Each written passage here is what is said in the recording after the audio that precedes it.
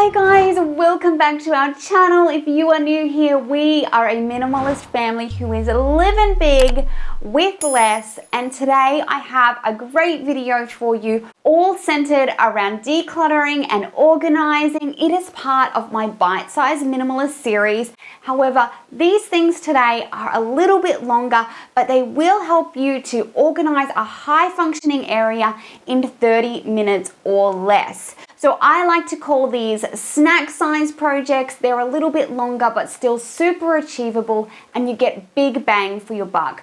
Because these are areas that you're using all the time, you're going to see the benefits of them straight away, and you can build on your victories. So if you have an area in your home that you would like to get functioning better, or that it just needs a big overhaul, let me break it down for you today and how you can do it in under 30 minutes.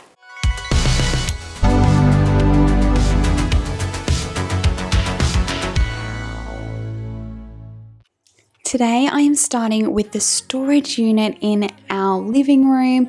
It is sort of like a one piece does everything. It has our toys as well as homework station, charging station. So it is highly used, highly functional piece of furniture for us. And today I'm going to go through, declutter, make it look a lot cleaner as well as more functional by grouping like items together.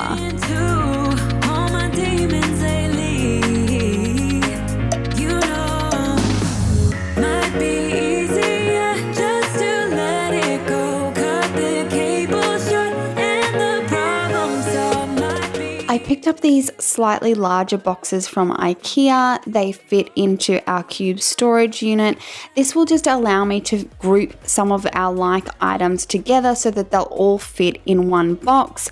That way when the kids are playing with that toy, we can just grab one box out, they can play with it, and when they're finished, we can put everything back in and it can go away in one go.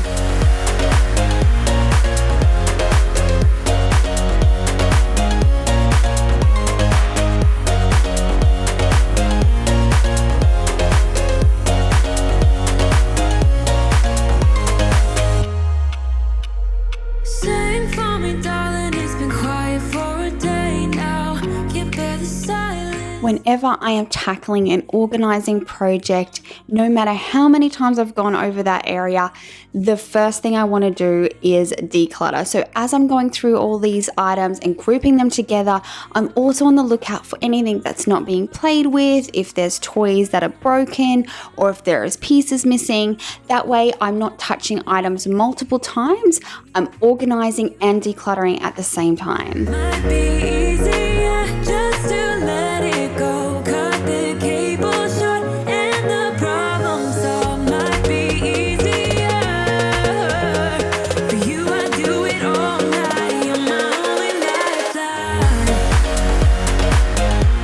I've said it before and I'll say it again. If you have a high functioning area in your home, please never be worried that you have to continually be organizing and decluttering that area. It is just the nature of the beast. If there's lots of people using a space, it's going to need to be sorted out and gone through more frequently. It doesn't mean that your system isn't working. It just means that that area is going to need to be looked at more often.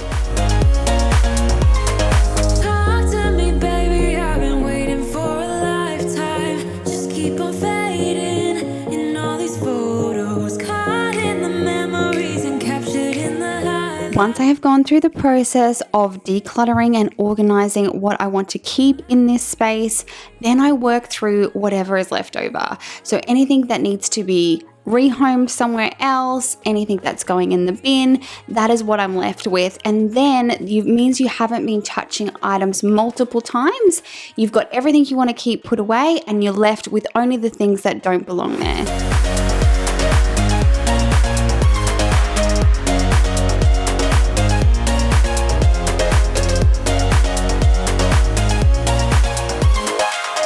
One of the biggest things when you're going to tackle a job like this is to commit to going all the way. So I make sure that everything is dealt with, everything gets a new home, and I take the opportunity to give everything a really good clean so that the space is clear, fresh, and completely finished by the time that I'm done.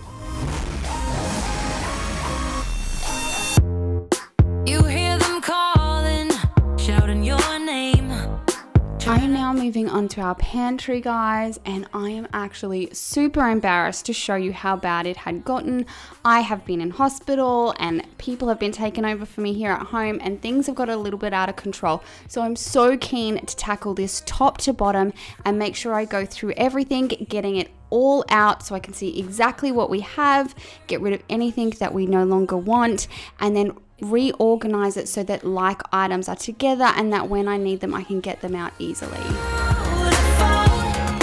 Just the way you are, just the way you came. Don't you know that you're beautiful, no matter what the scars. When I'm organizing, I don't always advocate for getting absolutely everything out of a space to organize it. Sometimes that can feel really overwhelming, and it also means that you're sometimes double handling items.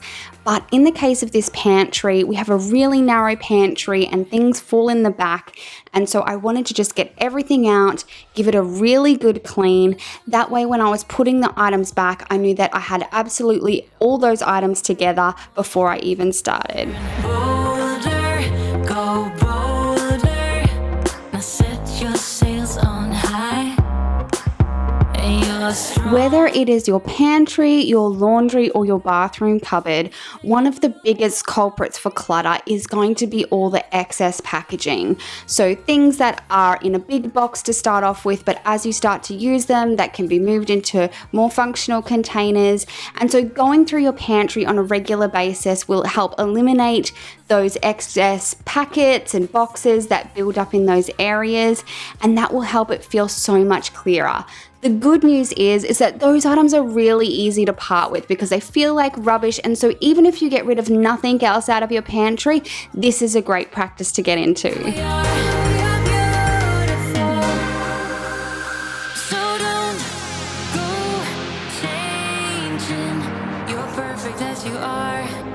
Just the way you are.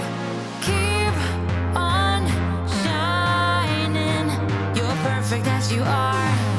Just the way you are. Whether you have a small pantry like mine or a giant one that you can walk into, remembering to keep those items at eye level that you're accessing all the time and things that kids need to reach in a place that they can find it is a huge part of getting that organizational structure down before you start.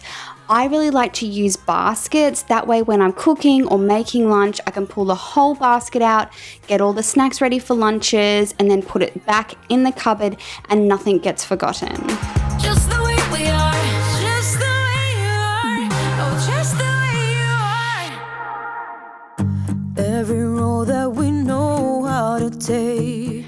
Baskets also work as a really good catch-all for little packets and things that can fall down or get forgotten if they are left in the back of your pantry. Because it keeps them all together, they're much neater and tidier, and they're far less likely to expire because you're constantly getting that basket out.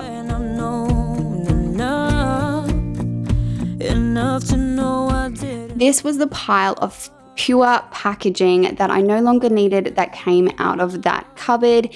Now the things have gone into more appropriate containers that are easier for kids to manage, and this is all leaving my pantry. This is the after of my pantry, starting at the top with those items I use less often. Then moving down, I have a snack basket and a baking basket. Then I have all the items that I use constantly for making meals and spices.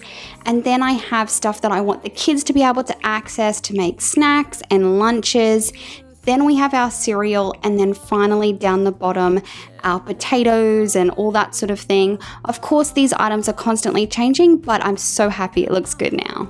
I hope you guys enjoyed this video. I can't wait to hear from you down in the comments all the areas that you are going to be tackling this week in our snack size challenges. If you are not already, we would love to have you join our Small Changes Facebook group.